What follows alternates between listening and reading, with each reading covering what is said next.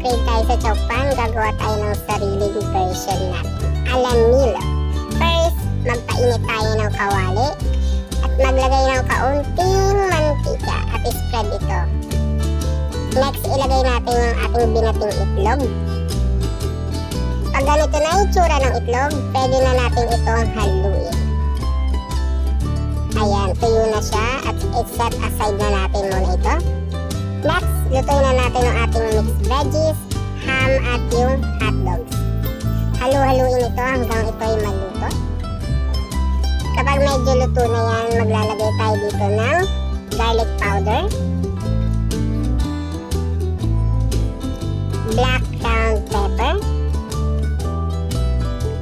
and of course, syempre maglalagay tayo ng butter para malinam-nam.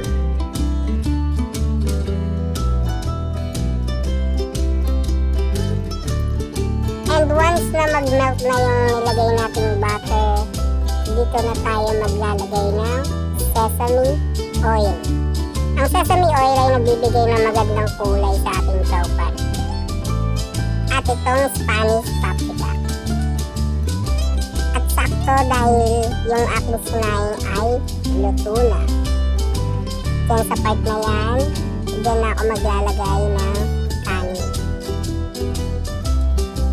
At nasa inyo kung gaano karaming kanin ang iyong ilalagay.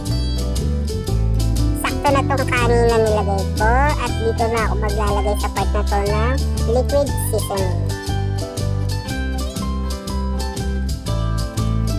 Next, pwede na natin dito ilagay yung ating itlog na niluto kanina.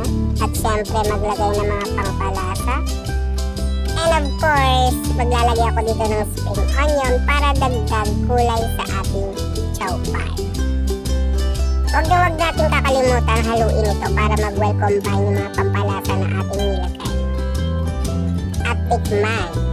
Pag okay na yung lasa, goods ka yan. Pwede na tayo dito mag-plating. Siyempre, ayun yung aking platter plate. Ayun yung pangmalakasang platter plate na aking binili sa Japan.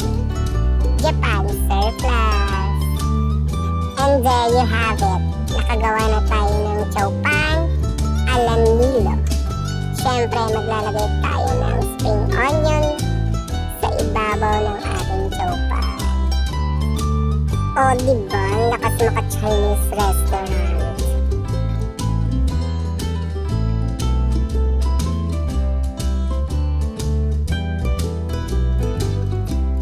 Thanks for watching, guys. See you on the next video, mga ka-cravings. Bye-bye!